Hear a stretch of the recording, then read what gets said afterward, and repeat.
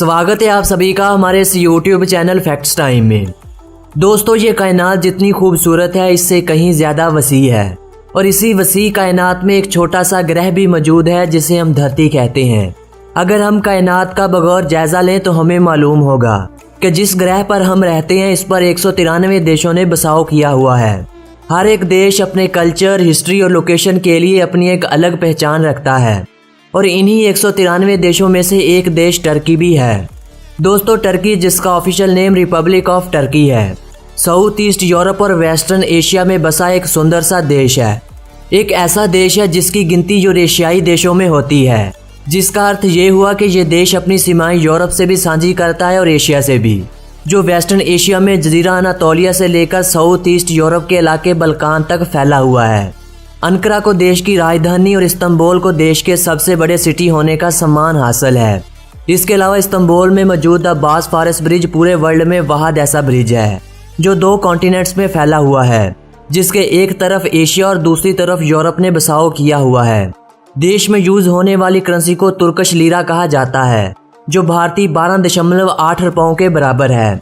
तुर्की में मौजूद the grand बाजार दुनिया का सबसे बड़ा और सबसे पुराना बाजार माना जाता है, जिसकी 64 गलियां, 4000 शॉप्स और एक ही समय में 10 लाख लोग शॉपिंग कर सकते हैं। इसके अलावा 2014 में पूरी दुनिया के सबसे ज़्यादा पर्यटक यहाँ पर ही शॉपिंग करने के लिए आए थे। एरिया के हवाले से तुर्की को इस संसार का 36वां सबसे बड़ा देश माना जाता है, जिसका कुल एरिया 7,83,356 स्क्वायर किलोमीटर तक फैला हुआ है। और अगर पॉपुलेशन की बात की जाए तो तुर्की की कुल पॉपुलेशन 8 करोड़ 5 लाख अफराद पर मुश्तमिल है और पॉपुलेशन के हवाले से इस देश की गिनती 19वें नंबर पर होती है। दोस्तों, यही नहीं, आज की इस वीडियो में हम आप लोगों को और भी बहुत सी जानकारी देंगे और बताएंगे कि इस देश ने इतनी प्रोग्रेस कैसे करी। ना तो इसके पास तेल के कुएं हैं और ना ही यहाँ कोई खास गैस के रिजर्व्स मौजूद हैं, लेकिन फिर भी ये तमाम मुस्लिम देशों में से इतना आगे कैसे निकलता जा रहा है। और ये भी सुनने में आ रहा है कि तुर्की 2050 तक तमाम मुस्लिम देशों में से इकॉनॉमिकली पावरफुल इस्लामिक कंट्री होगा। और बताएंगे आपको कि पूरा यूरोप 2023 से क्यों डर रहा है, आखिर 2023 में क्या होने जा रहा है। इसके अलावा ये भी बताएंगे कि कैसे टर्की पूरे वर्ल्ड में 6ठी सबसे ज़्यादा विजिट की जाने वाली कंट्री बनी। ये सब कुछ बताएंगे हम अपनी आज की इस सुंदर सी वीडियो में।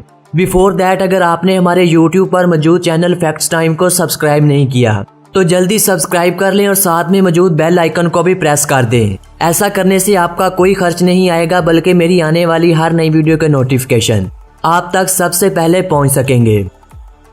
दोस्तों, जिस जगह टर्की आबाद है इस जगह सबसे पहले कई नामी बाशिंदों ने आकर बसाव किया था। इसके बाद धीरे धीरे यहाँ यूरोपियन लोगों ने आकर बसाव करना शुरू कर दिया।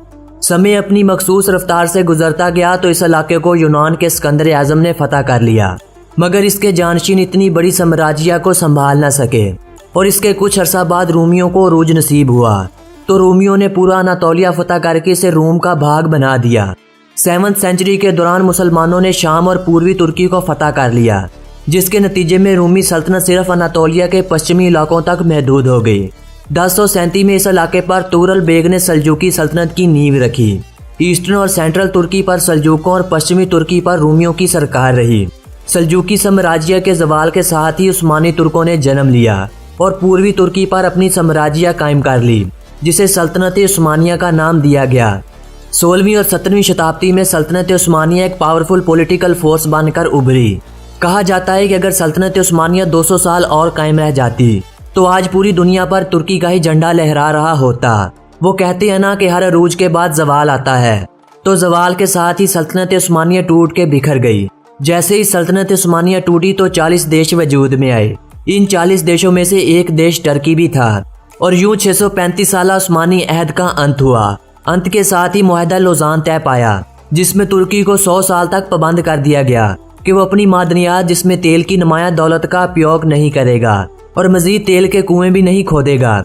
इसके अलावा यह भी कहा गया कि तुर्की की बंदरगाह बॉस्फोरस पर तुर्की का कब्जा नहीं रहेगा।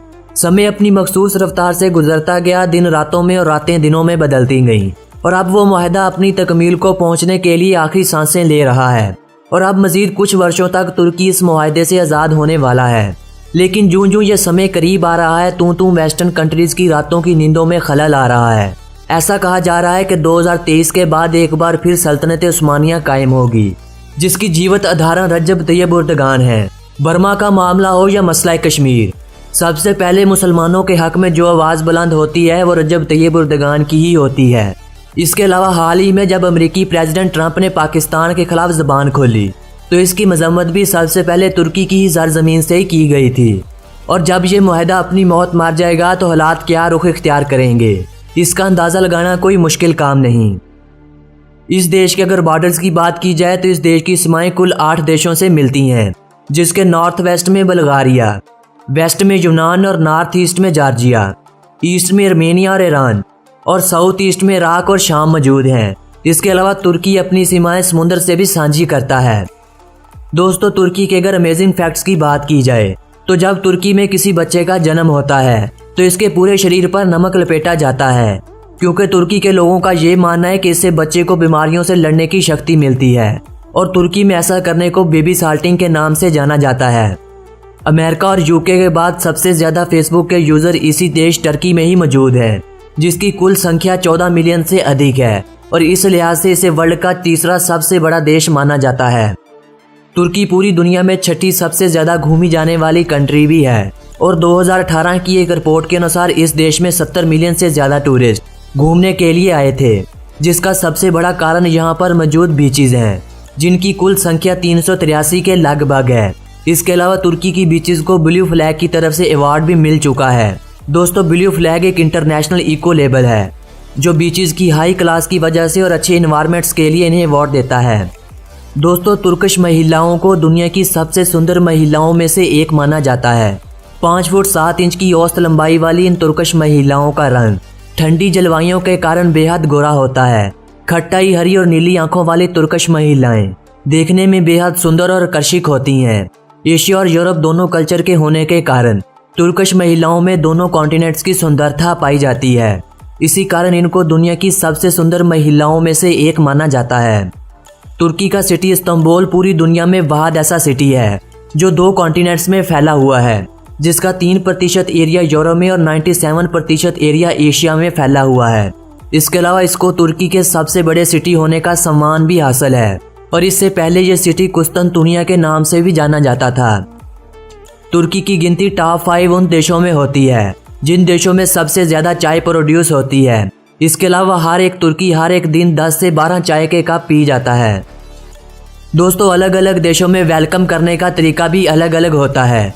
कहीं अदाब, कहीं नमस्ते तो कहीं एक दूसरे के साथ हाथ मिलाकर एक दूसरे का अभिवादन किया जाता है। लेकिन तुर्किश लोग जब एक दूसरे का वेलकम करते हैं तो वो एक दूसरे के हाथ चूमते हैं।